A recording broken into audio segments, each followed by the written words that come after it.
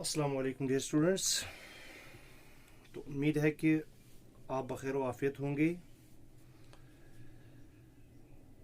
जैसे कि आप लोग जानते हैं, हम जो है आपकी ज्योग्राफी का लेसन नंबर 4 पढ़ रहे हैं, जिसका नाम है एयर। ठीक है, ये हमने कल स्टार्ट किया था।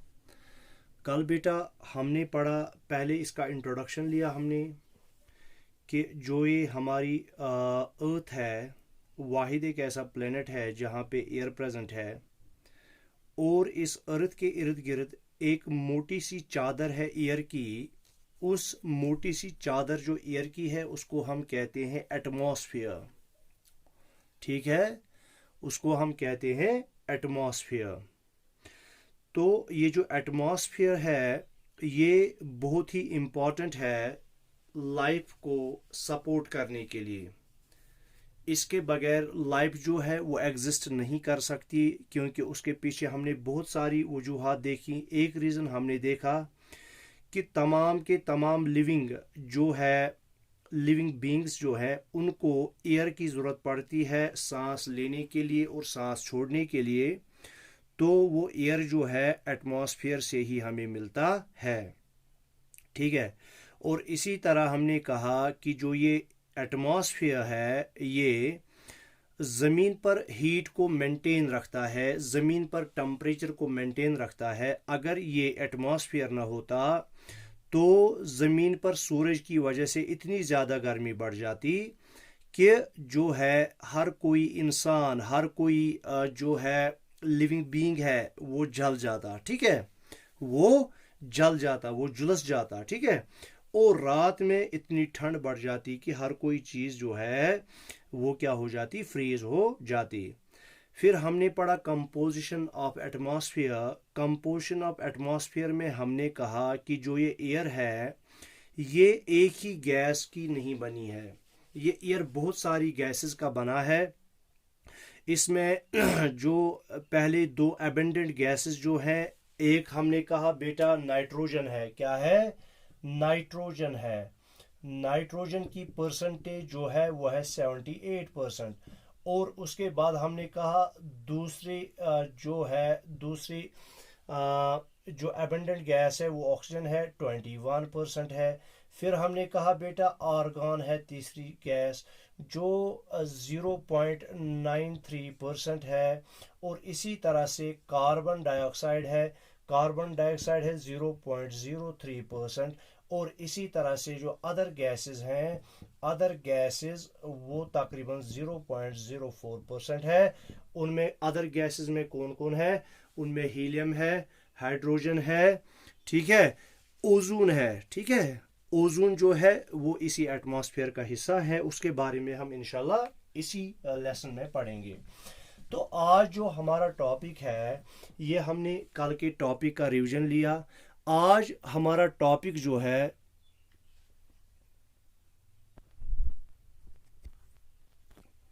एक मिनट मैं देखता हूँ क्या हो गया।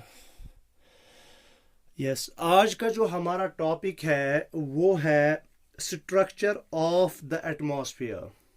एटमॉस्फेयर जो है इसका स्ट्रक्चर कैसा है, इसका स्ट्रक्चर कैसा है।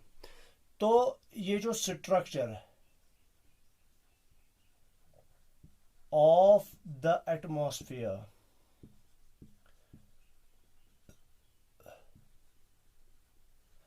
स्ट्रक्चर ऑफ द एटमॉस्फेयर जो है, ठीक है, ये जो एटमॉस्फेयर जो है इसको हम डिवाइड करते हैं 5 लेयर्स में। क्या है बेटा? डिवाइडेड इनटू 5 लेयर्स, याद रखना, डिवाइडेड इनटू 5 लेयर्स। इसको हम एटमॉस्फेयर को 5 लेयर्स में डिवाइड करते हैं। अच्छा, ये 5 लेयर्स कौन सी है तो वो मैं लिखूंगा यहाँ पे। तो क्या कहा हमने? जो स्ट्रक्चर ऑफ द एटमॉस्फेयर है इसमें हमने कहा कि हम एटमॉस्फेयर को 5 लेयर्स में डिवाइड करते हैं। कितने लेयर्स में डिवाइड करते हैं? 5 लेयर्स में। तो वो लेयर्स कौन सी है? तो हम स्टार्ट करेंगे। पहली लेयर जो है उसको हम कहते हैं ट्रोपोस्फियर। क्या कहते हैं? ट्रोपोस्फियर।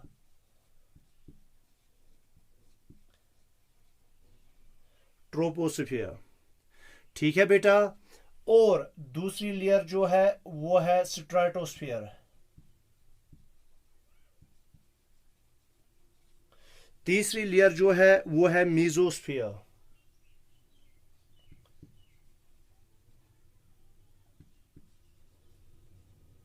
मीजोस्फीयर। चौथी लेयर जो है वो है थर्मोस्फीयर।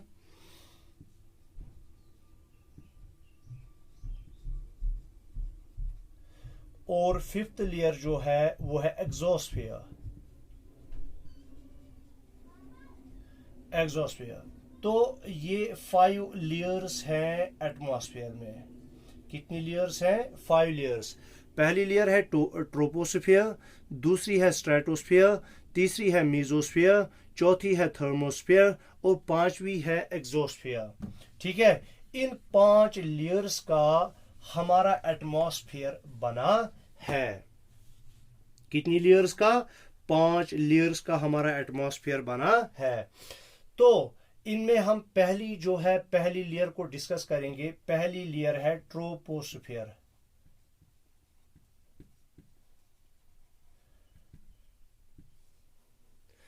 ट्रोपोस्फीयर जो हमने पहली स्फीयर की बात की है।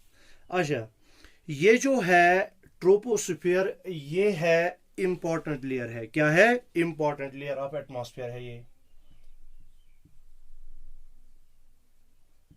ये एटमॉस्फेयर की इंपॉर्टेंट लेयर है।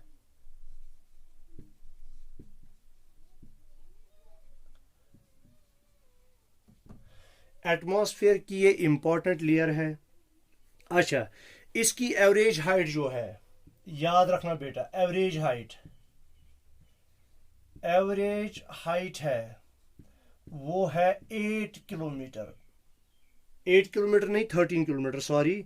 इसकी एवरेज हाइट जो है वो है 13 किलोमीटर।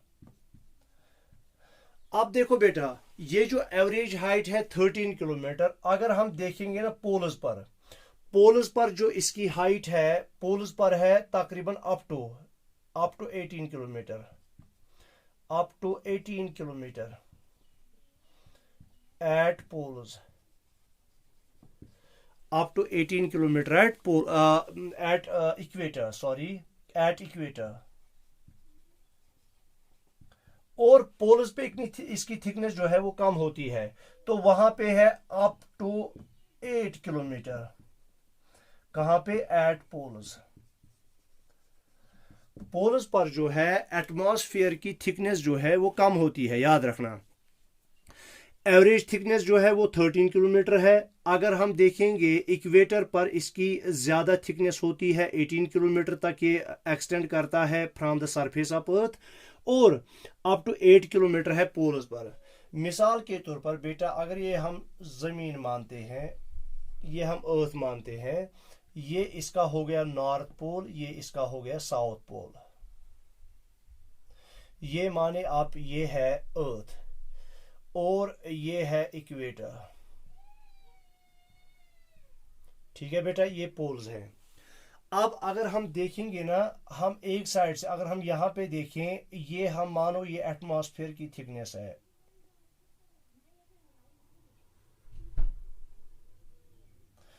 यहां पे जो हमने कहा, देखो यहां से अब ये फिर जो है पोल से ज्यादा होगी,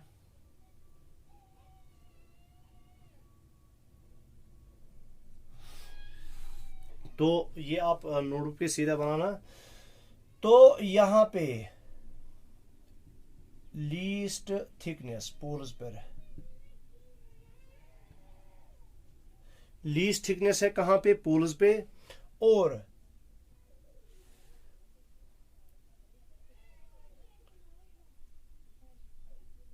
मैक्सिमम थिकनेस है यहां पे, याद रखना, मैक्सिमम थिकनेस। ठीक है। तो यहां पे अगर हम माने ये जो आउटर लाइन है ये एटमॉस्फेयर हमें दिखाती है, तो पोल्स पर इसकी थिकनेस कम है एटमॉस्फेयर की, वो हमने कहा अप टू 8 किलोमीटर है। क्या है? अप टू 8 किलोमीटर तक ये एक्सटेंड करता है from the surface of earth, poles के नजदीक या पोल्स पर। और इक्वेटर पर ये up to 18 kilometre, up to 18 kilometre इसकी थिकनेस हो जाती है। आया समझ में? अच्छा, तो ये जो बेटा है ट्रोपोस्फियर, तो सारा जो एयर वो हम ब्रीथ करते हैं, क्या करते हैं, जो एयर हम ब्रीथ करते हैं वो एयर जो है इसी ट्रोपोस्फियर में पाया जाता है। क्या पाया जाता है? ट्रोपोस्फियर में पाया जाता है। तो c part, air exists here, air exists here, जो हम एयर ब्रीथ करते हैं वो यहां पे है। और तकरीबन सारी की सारी जो हमारी वेदर कंडीशंस है, वेदर फिनोमेना है, वेदर के रिलेटेड जो भी फिनोमेनन है, जैसे बारिश पड़ना, बादल चढ़ना, बर्फ पड़ना, ओले पड़ना, ठीक है, बादल छा जाना, ठीक है, सारा कुछ जो है, all weather phenomenon takes place here. Weather phenomenon takes place here, takes place here। तो सारा वेदर फिनोमेनन जो है इसी कहां पे, इसी ट्रोपोस्फियर में होता है। इसके बगैर, जैसे हमने कहा, बारिश पड़ना, रेनफॉल है, स्नोफॉल है, हेल स्टॉर्म्स हैं, विंड्स हैं, सब कुछ जो होता है, फॉग वगैरह का आना, वो सब कुछ जो है इसी ट्रोपोस्फियर में होता है। अब जो इसके बाद दूसरी लेयर है उसको हम कहते हैं स्ट्रेटोस्फियर। क्या कहते हैं? स्ट्रेटोस्फियर।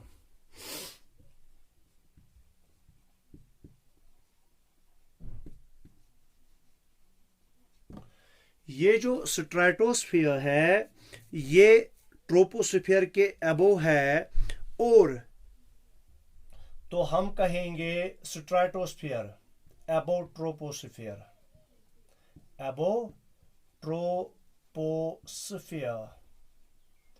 ट्रोपोस्फियर के ऊपर जो लेयर है वो कहलाती है ना, स्ट्रेटोस्फियर के ऊपर जो लेयर है वो ट्रोपोस्फियर कहलाती है। Above troposphere is stratosphere, sorry, above troposphere is stratosphere. देखो, अगर बेटा हम ये मानते हैं ये अर्थ है, क्या है बेटा? ये अर्थ है, ठीक है बेटा, ये अर्थ है। तो ये जो अर्थ है, अर्थ से जो है, अगर हम माने ये इक्वेटर है यहां पर और ये पोल्स हैं, तो हमने कहा पहले एक लेयर ऐसे है जिस लेयर को हम कहते हैं, यहां से लेकर यहां तक इसकी एवरेज थिकनेस जो है वो है तकरीबन 13 किलोमीटर, और इसी लेयर को हम कहते हैं ट्रोपोस्फियर। क्या है बेटा? ट्रोपोस्फियर। और इस ट्रोपोस्फियर के ऊपर जो एक और लेयर है उसको हम कहते हैं स्ट्रेटोस्फियर। क्या कहते हैं? स्ट्रेटोस्फियर।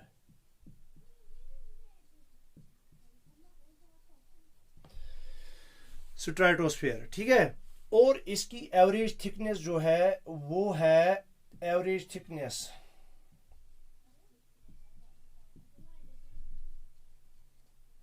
वो है अबाउट 50 किलोमीटर। एवरेज थिकनेस इसकी है अबाउट 50 किलोमीटर, ठीक है। अच्छा, तो ये जो ये लेयर है, जो हम स्ट्रेटोस्फियर की बात करते हैं बेटा, स्ट्रेटोस्फियर में यहाँ पे क्लाउड्स वगैरह जो हैं, या जो डस्ट पार्टिकल्स वगैरह जो हैं, वो यहाँ पे नहीं पाए जाते हैं। स्ट्रेटोस्फियर में वो नहीं पाए जाते, ना क्लाउड्स पाए जाते हैं, ना डस्ट पार्टिकल्स पाए जाते हैं। तो अगर न क्लाउड्स हैं यहाँ पर, न डस्ट पार्टिकल्स हैं, तो इसका मतलब ये हुआ कि जो ये स्ट्रेटोस्फियर है, स्ट्रेटोस्फियर में कोई भी वेदर फिनोमेनन नहीं होता है, कोई भी वेदर फिनोमेनन नहीं होता है। और एक और चीज, जो भी एरोप्लेन्स हैं, क्या है बेटा? जो भी एरोप्लेन्स हैं, एरोप्लेन्स यहीं पर क्या करते हैं? यहीं पर जो है एरोप्लेन्स फ्लाई करते हैं इसी लेयर में। किसमें? स्ट्रेटोस्फीयर में जो है एरोप्लेन जो है फ्लाई करते हैं। तो ये है फ्री फ्रॉम वेदर फिनोमेनन।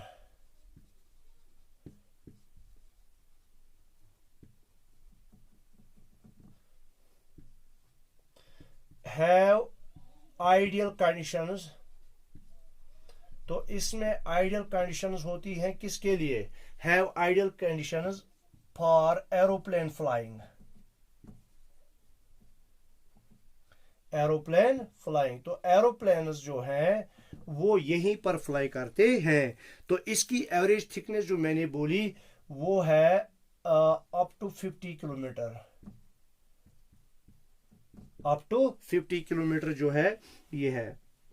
अच्छा, एक और चीज, यही वो लेयर है, यही वो लेयर है जिसमें ओजोन एग्जिस्ट करता है। क्या करता है? Ozone layer exists here. तो ओजोन लेयर जिसको हम कहते हैं बेटा O3, ओजोन लेयर। याद है आपको मैंने बोला था जो सन है, सन से 3 तरह की रेज आती हैं। कितनी तरह की रेज आती हैं? 3 तरह की। एक मैंने कहा इंफ्रारेड रेज। इंफ्रारेड रेज, ये इंफ्रारेड रेज जो है यही हमारे इस अर्थ को जो है गर्म रखती है। यही इंफ्रारेड रेज, इनका काम होता है जमीन को गर्म रखना। और उसके बाद जो है विजिबल लाइट। विजिबल लाइट यही वो है, यही वो रेज हैं जिनके जरिए से हम जो है चीजों को देख पाते हैं। इसको हम कहते हैं, इसमें VIBGYOR, विबगॉयर। विबगॉयर का मतलब हो गया, V हो गया वायलेट, I हो गया इंडिगो। ठीक है, तो यहां पे मुझे उतना ज्यादा समझाना नहीं है। तो वो 7 कलर्स हैं, violet, indigo, blue, green, orange, red. ठीक है, और इसी तरह से मैंने कहा था यूवी रेज। यूवी रेज का मतलब हो गया अल्ट्रा वायलेट रेज। और ये जो अल्ट्रा वायलेट रेज सन से आती हैं ये ह्यूमन बींग्स के लिए या लिविंग बींग्स के लिए बहुत ही ज्यादा हार्मफुल हैं। क्या है? बहुत ही ज्यादा हार्मफुल है। तो इस तरह से जब ये रेज स्ट्रेटोस्फीयर में एंटर करती हैं, स्ट्रेटोस्फीयर में एंटर करती है, वहां पे ओजोन लेयर है। क्या है बेटा? Ozone layer. और ये जो ओजोन लेयर है, ये ओजोन लेयर जो है इन अल्ट्रा वायलेट रेज को एब्जॉर्ब करती है। क्या है? जो ओजोन लेयर है absorbs UV rays, ultra violet rays. ठीक है, तो इस वजह से ये भी एक बहुत ज्यादा इंपॉर्टेंट लेयर है। अगर ये स्ट्रेटोस्फीयर ना होती, अगर उसमें ये ओजोन लेयर ना होती, तो यहाँ पे लाइफ जो है वो एग्जिस्ट नहीं कर पाती। तो इन अल्ट्रा वायलेट रेज की वजह से जो है जिंदगी दरहम बरहम हो जाती। ठीक है, अब इसके बाद हम आते हैं तीसरी लेयर पर। तीसरी लेयर जो हमने बात की वो हमने बात की बेटा मेसोस्फीयर। देखो, हर कोई लेयर जो है ये इंपॉर्टेंट है अपनी जगह। हर किसी लेयर की कोई ना कोई इंपॉर्टेंस है। क्या है बेटा? कोई ना कोई इंपॉर्टेंस है। जैसे हमने कहा पहली लेयर है ट्रोपोस्फीयर। ट्रोपोस्फीयर हमने कहा कि जो हमें सांस लेने के लिए और सांस छोड़ने के लिए जो हवा की ज़रूरत पड़ती है, एयर की ज़रूरत पड़ती है, चाहे ऑक्सीजन हो या कार्बन डाइऑक्साइड हो, वो इसी ट्रोपोस्फीयर में पाया जाता है। अब उसके बाद जो है, उसके बाद स्ट्रेटोस्फीयर है। जो स्ट्रेटोस्फीयर है, स्ट्रेटोस्फीयर भी जो है ये एक इंपॉर्टेंट स्फीयर है। दूसरी इंपॉर्टेंस ट्रोपोस्फीयर की कि जो भी जो है वेदर कंडीशंस, वेदर फिनोमेनन, जैसे बारिश का पड़ना, बर्फ का पड़ना, हवाओं का चलना, ये सारा कुछ जो होता है वो ट्रोपोस्फीयर में ही होता है। फिर स्ट्रेटोस्फीयर जो है, हमने कहा चूंकि ये जो स्ट्रेटोस्फीयर है यहाँ पे कोई भी वेदर फिनोमेनन नहीं होता है, इसलिए जो ट्रोपोस्फीयर की जो स्ट्रेटोस्फीयर की कंडीशंस हैं वो आइडल है किन के लिए? एरोप्लेन्स के फ्लाई करने के लिए। तो एरोप्लेन जो फ्लाई करते हैं वो स्ट्रेटोस्फीयर में ही करते हैं।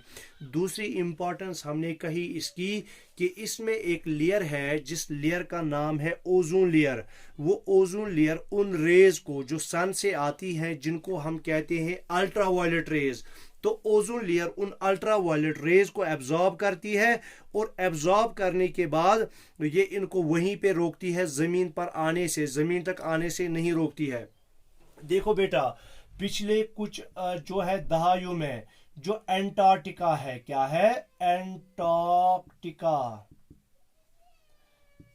जो एंटार्क्टिका है वहां पे जो ओजोन लेयर थी, क्या थी बेटा? ओजोन लेयर, उसमें होल हो गया था, उसमें छेद हो गया था। क्या हो गया था? छेद हो गया था, जिसकी वजह से क्या हुआ, वहां पे जो है बहुत सारे रहने वाले जानवर जो हैं उनमें स्किन कैंसर्स बढ़ गए थे, स्किन कैंसर्स बढ़ गए थे।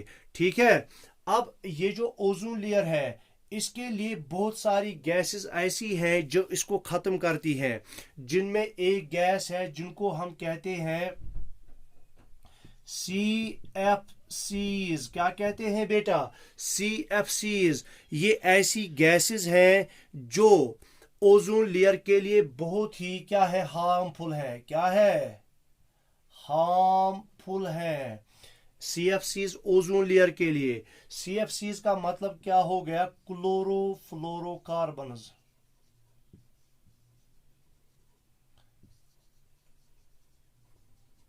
CFCs का मतलब हो गया क्लोरोफ्लोरोकार्बन्स। ये जो क्लोरोफ्लोरोकार्बन्स हैं ये यूज होते हैं, यूज्ड इन ये रेफ्रिजरेटर्स, इसी तरह से कूलर्स, इसी तरह से एयर कंडीशनर्स। ये इनमें इस केमिकल का इस्तेमाल होता था, CFCs यानी क्लोरोफ्लोरोकार्बन्स, रेफ्रिजरेटर्स में, कूलर्स में, एयर कंडीशनर्स में।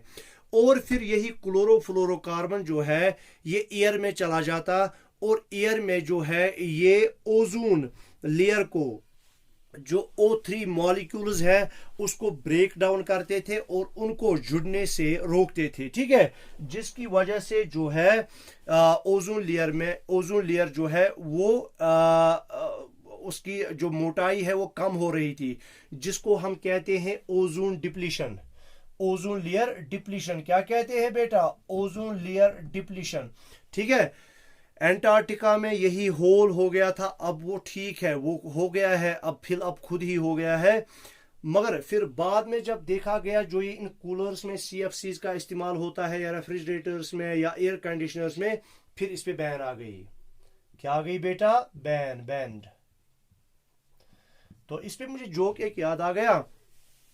तो कहते हैं कि जब पहले पहले इन पे बैन आ गई रेफ्रिजरेटर्स में, तो अब एक रेफ्रिजरेटर के दरवाजे पर, डोर पर लिखा था CFC फ्री, यानी क्लोरोफ्लोरोकार्बन फ्री। इसमें क्लोरोफ्लोरोकार्बन का यूज नहीं किया गया है, वही उसका मतलब था। अब एक जो आदमी है वो दुकानदार के पास गया, उसको बोला कि मुझे रेफ्रिजरेटर खरीदना है। अब उन्होंने जो है भाव तय किया कि कितना है और उसने बेचा, दुकानदार ने, और उस आदमी ने खरीदा। जब उसकी इस डोर पर, रेफ्रिजरेटर के डोर पर नजर पड़ी, उसने कहा CFC फ्री, इसका मतलब हुआ कोई चीज जो है इसके साथ फ्री है।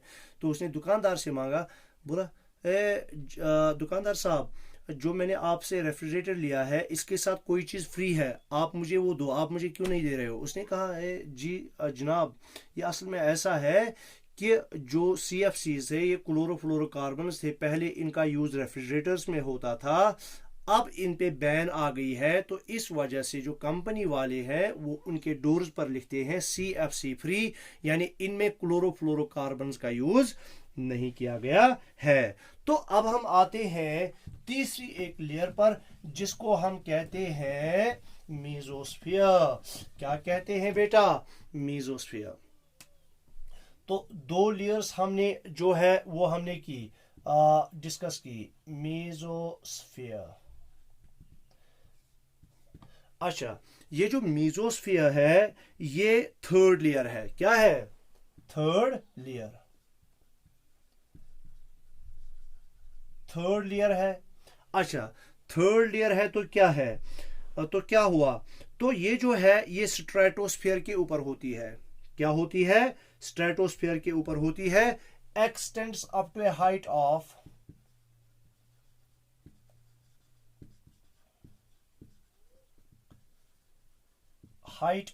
80 किलोमीटर। तो 80 किलोमीटर हाइट तक जो है ये एक्सटेंड करती है मीजोस्फीयर। अब देखो, जो स्पेस है, स्पेस में कुछ हेवनली बॉडीज हैं जिनको हम कहते हैं मेटीओराइट्स। क्या कहते हैं? मेटीओराइट्स। क्या कहते हैं बेटा? ये मेटीओराइट्स क्या हैं? कहा जाता है कि ये असल में प्लैनेट्स के ही कुछ हिस्से हैं जो उनसे जुदा हो गए, और फिर यही जो मेटेराइट्स हैं ये फ्लोट कर रहे हैं। किस में? ये फ्लोट कर रहे हैं स्पेस में। कभी कभी जो ये मेटेराइट्स है हमने माना कि ये अर्थ है। क्या है बेटा? ये अर्थ है। अर्थ के ऊपर क्या है? इसके ऊपर लेयर है एटमॉस्फेयर की जिसको हम ट्रोपोस्फेयर कहते हैं। ट्रोपोस्फेयर के बाद एक और लेयर आती है जिसको हम कहते हैं स्ट्रेटोस्फेयर, और स्ट्रेटोस्फेयर के बाद एक और लेयर आती है जिसको हम कहते हैं मीजोस्फेयर। तो जो ही ये मेटेओराइट्स स्पेस से एंटर करती है, कहां पर? ये मेटेओराइट्स जब ही स्पेस से एंटर करती है किस में? मीजोस्फेयर में। तो मीजोस्फेयर में बहुत ज़्यादा गर्मी होने की वजह से जो है और फ्रिक्शन की वजह से जो है ये मेटेओराइट्स जल जाते हैं। ये मेटेओराइट्स जल जाते हैं। वरना आप देखते हर रोज स्पेस से कोई मेटेओराइट गिरता और वो कहाँ पे गिर जाता? ज़मीन पर गिर जाता। जैसे कि चांद पे होता है, आपको चांद पर गड्ढे ही गड्ढे नजर आते हैं। वो किन की वजह से? क्योंकि उसमें मेटेओराइट्स गिरते रहते हैं, क्योंकि वहां पे एटमॉस्फेयर है ही नहीं। तो इसकी मीजोस्फीयर की जो है इसकी इंपॉर्टेंस ये है कि ये मेटेओराइट्स को जलाती है। मेटेओराइट्स को जलाती है और उनको जमीन तक पहुंचने से रोकती है। वरना आप देखते इन मेटेओराइट्स की वजह से बहुत ज्यादा नुकसान हो जाता। तो हम क्या कहेंगे? मेटेओराइट्स बर्न अप हियर। ठीक है?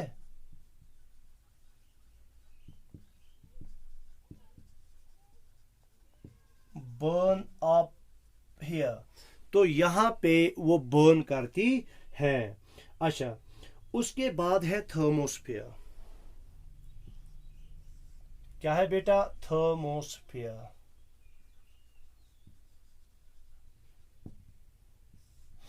ये चौथी लेयर है। पहली लेयर स्ट्रेटोस्फीयर, पहली लेयर ट्रोपोस्फीयर, दूसरी लेयर स्ट्रेटोस्फीयर, तीसरी लेयर मीजोस्फीयर और चौथी लेयर जो है वो क्या है? वो थर्मोस्फीयर है। अच्छा, थर्मोस्फीयर में जो टेम्परेचर है बेटा, देखो याद रखना, जब हम क्या करते हैं, अगर ये जमीन है और इसके ऊपर जो है ये क्या है? ये कौन सी लेयर है? ये ट्रोपोस्फीयर की लेयर है। यहां पे हर जो ही हम 165 मीटर जो है जमीन से ऊपर ऊपर चले जाते हैं, जमीन से ऊपर चले जाते हैं, तो हर 165 मीटर के बाद जो है टेम्परेचर 1 डिग्री सेल्सियस कम हो जाता है। 1 डिग्री सेल्सियस कम हो जाता है। सपोज आप मानो जमीन की सरफेस पर जो टेम्परेचर है वो है 26 डिग्री सेल्सियस। अगर हम जमीन की सरफेस से ऊपर चले जाएं 165 मीटर्स, तो वहां पे जो टेम्परेचर होगा 1 डिग्री कम होगा, यानी उसका मतलब हो गया वहां पे 25 डिग्री सेल्सियस होगा। इसी तरह से जूं जूं हम ऊपर चढ़ते हैं तो टेम्परेचर जो है वो कम हो जाता है, कहां पर, ट्रोपोस्फियर में। मगर फिर जब हम कहां पे पहुंचते हैं बेटा, जब हम स्ट्रेटोस्फियर में जाते हैं तो विद द हाइट क्या होता है, टेम्परेचर इंक्रीज हो जाता है, याद रखना।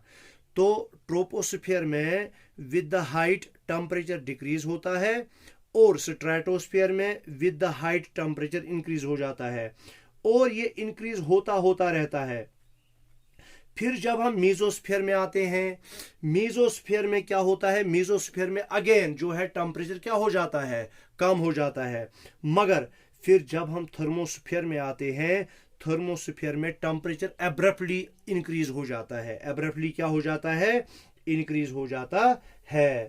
तो जो ये थर्मोस्फीयर है इसकी एक इंपॉर्टेंट लेयर इसका हिस्सा है जिसको हम कहते हैं आयोनोस्फीयर। क्या कहते हैं बेटा, इसको हम कहते हैं आयोनोस्फीयर, ठीक है। और ये जो आयोनोस्फीयर होती है तो ये क्या करती है, तो आयोनोस्फीयर जो है 80 किलोमीटर से लेकर 400 किलोमीटर तक की जो है एक्सटेंड करती है, 80 किलोमीटर से 400 किलोमीटर तक। और याद रखना जो भी रेडियो वेव्स हैं,